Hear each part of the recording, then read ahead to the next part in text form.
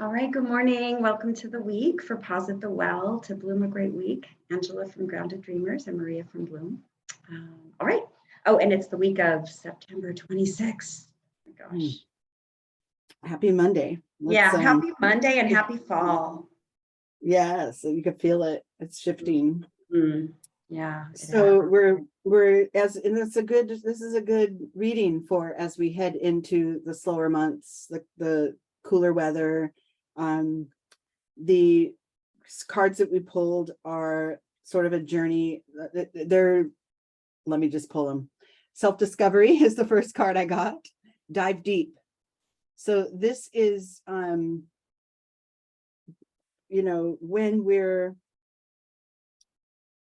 we're faced with something that brings us, that feels like foreign to us. I'm just going to jump forward because the next card is judgment. And this is what I'm trying to lead up to, to understand that everybody has their own pace, their timing, their own path.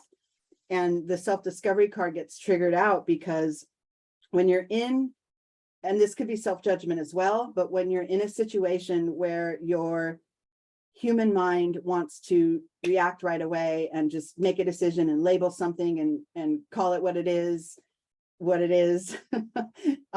from the top of your head, that is sort of a shortcut, and it's kind of, it's unproductive to allow those initial thoughts and judgments to come through.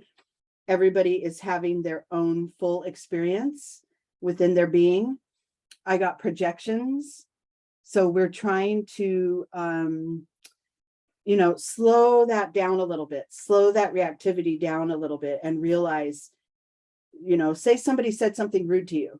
Well, we don't know what led up to that moment that came flowing out of their mouth, right? We just hear what's coming at us and then we judge it. What's wrong with you? You're mean. Start calling people names and stuff. And that's all part of the projection and judgment vibe. And what we want to try to do is calm that down a little bit and stay open, not get triggered by our feelings, not get triggered by our thoughts, and realize that person is having a whole experience separately from us and that we don't know what it feels like to be in there. So it's really sort of being able to use our discernment and our intuition, both. Our discernment is more of our thinking logical brain, but that helps too. Like if someone said something rude and I wanted to use my discernment, I could say, oh, I wonder what happened before this. I wonder if they got in a fight with their friend or whatever, we don't know. We never and know. So, and I also got comparison. So we don't know. And it's not time to start deciding where this person's coming from. Oh, you used to be so kind. What happened to you? That's not helpful at all, right? So we shift into a more present moment vibration to just allow for some of this stuff to play out. I got trust twice.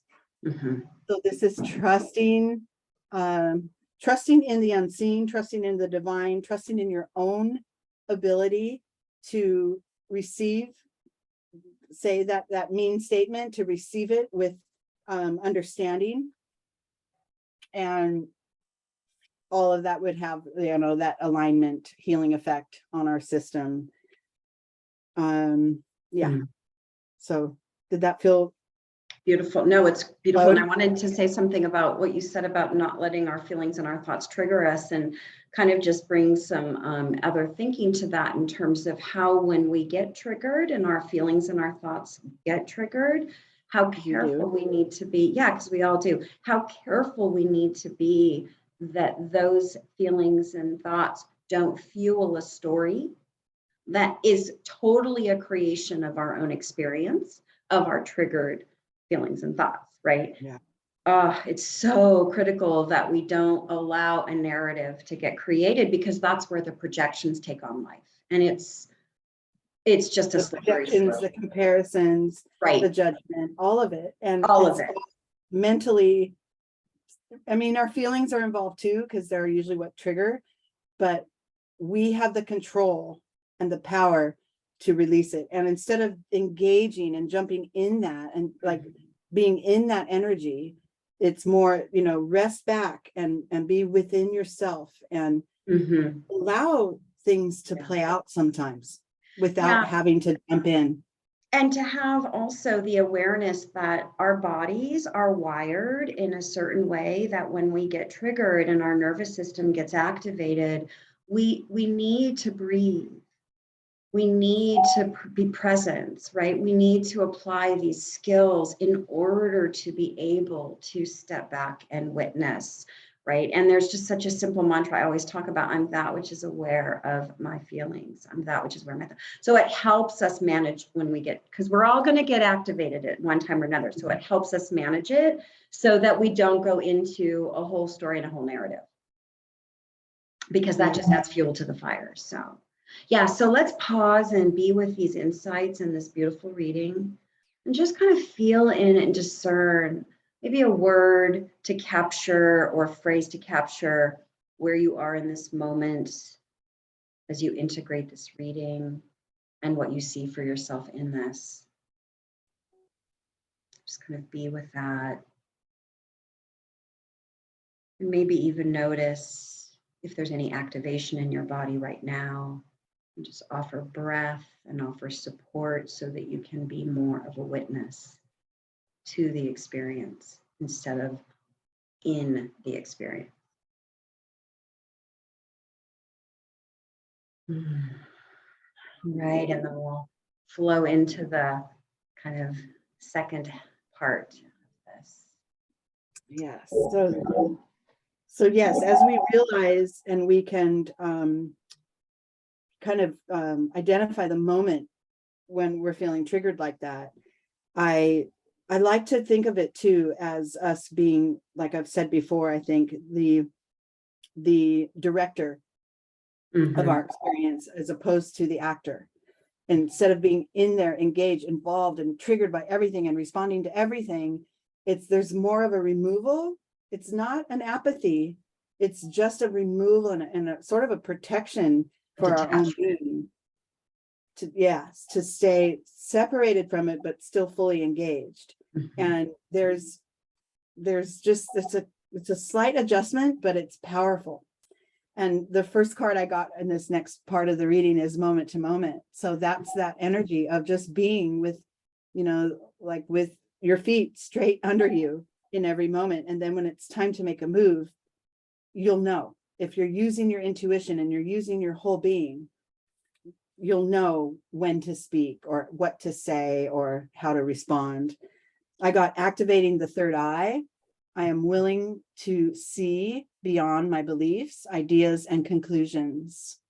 So just because, you've decided to label your friend mean because they said something mean, does not mean that defines them. And that's what this is kind of allowing you to kind of expand that a little bit, not jump to the conclusions.